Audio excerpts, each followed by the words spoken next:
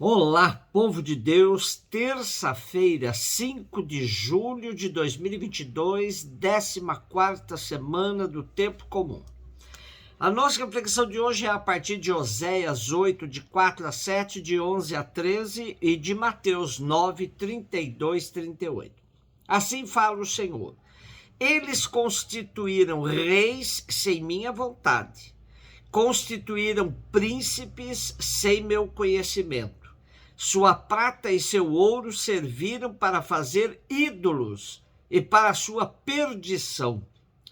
Teu bezerro, ó Samaria, foi jogado ao chão. Minha cólera inflamou-se contra eles. Até quando ficarão sem purificar-se? Esse bezerro provém de Israel. Um artesão fabricou. Isso não é um Deus. Será feito em pedaços esse bezerro de Samaria. Semeiam ventos, colherão tempestades. Se não há espiga, o grão não dará farinha, e mesmo que dê, estranhos a comerão. Efraim ergueu muitos altares em expiação do pecado, mas seus altares resultaram-lhe em pecado.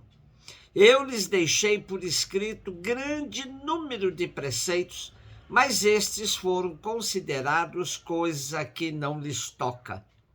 Gostam de oferecer sacrifícios, imolam carnes e comem, mas o Senhor não os recebe. Antes, o Senhor lembra seus pecados e castiga suas culpas. Eles deverão voltar para o Egito. O profeta Oséias transmite a Israel o oráculo do Senhor, condenando a sua idolatria, corrupção e todo tipo de prevaricação. Na mesma perspectiva de outros profetas, Oséias diz que o Senhor abomina a prática religiosa descolada da prática da justiça. Cultos e orações de nada valem sem o cumprimento dos preceitos que o Deus de Israel deixou para que eles observassem.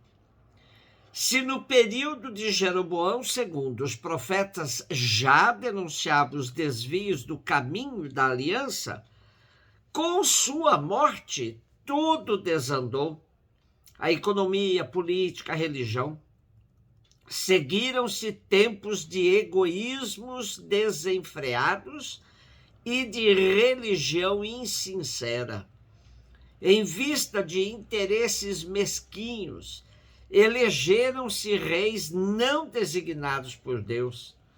O culto cada vez mais exterior corrompeu-se ao ponto de erguer um bezerro de ouro em Samaria.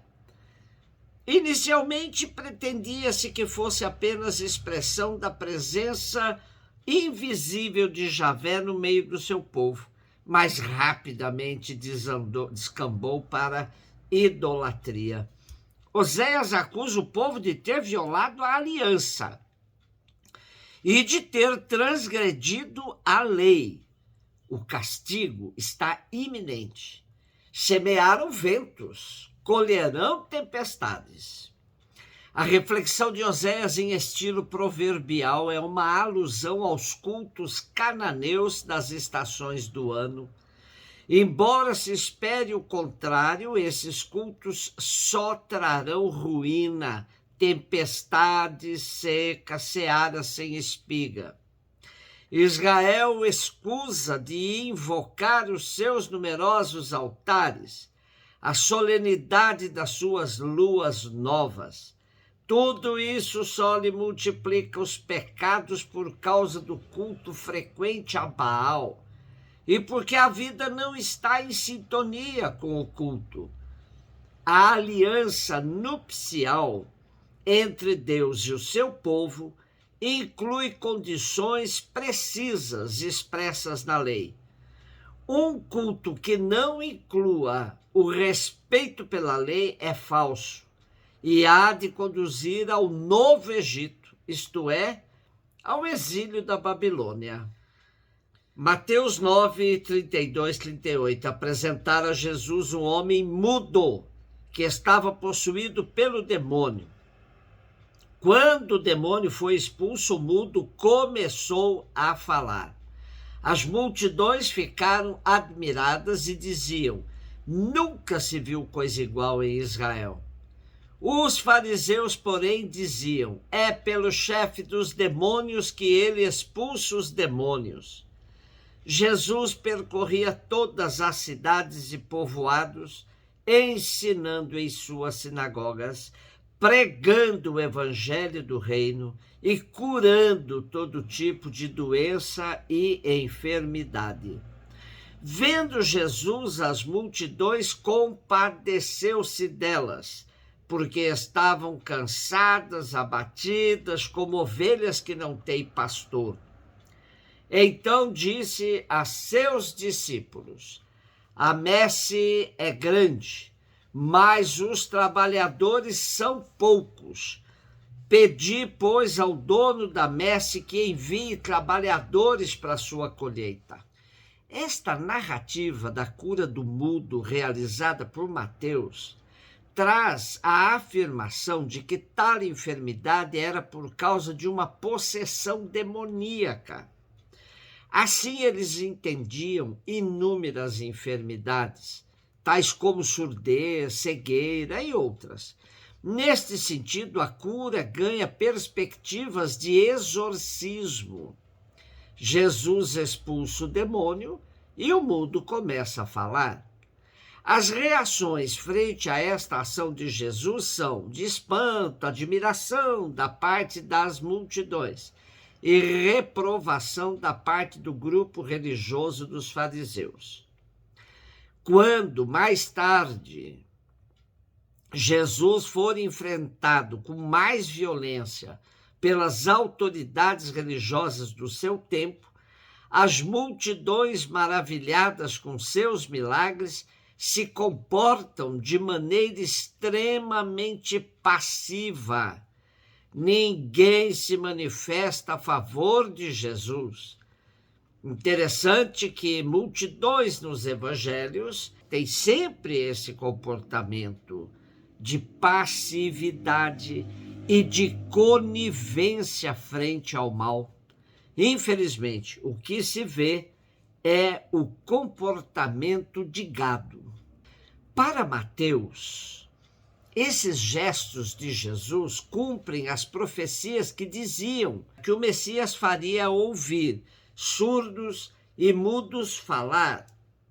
Jesus, realizando tais curas, libertava o ser humano de toda escravidão e limitação, acabando com o poder de Satanás. Mateus nos passa a impressão de que Jesus não se importava com as reações das multidões nem dos fariseus, pois seguia sua missão com a mesma força e determinação de sempre.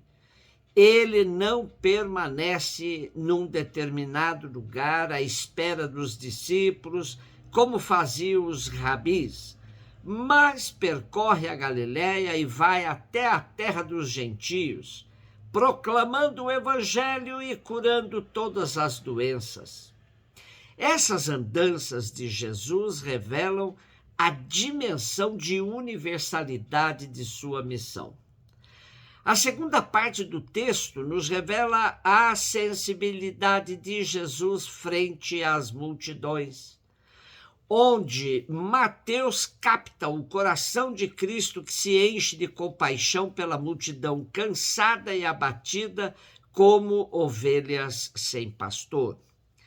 Este encher-se de compaixão é mais bem compreendido quando vamos à raiz do verbo grego, splanchnizomai, reservado à expressão dos sentimentos de Jesus e do Pai. Esse verbo expressa o amor materno de Jesus para conosco. O nosso sofrimento afeta-o a tal ponto de o fazer compadecer-se conosco, de carregar sobre si nossas dores no seu mistério de morte e ressurreição. Por fim, Jesus convida os discípulos a rezar ao Pai para que suscite pessoas dispostas a segui-lo na tarefa da evangelização. A messe é grande, os trabalhadores são poucos. Pedi, pois, ao dono da messe que envie trabalhadores para a sua colheita. Numa igreja sinodal, todos os trabalhadores são valorizados, cada qual com seu carisma, com seus dons, a serviço da única e mesma missão de anunciar o reino de Deus. Um beijo no seu coração.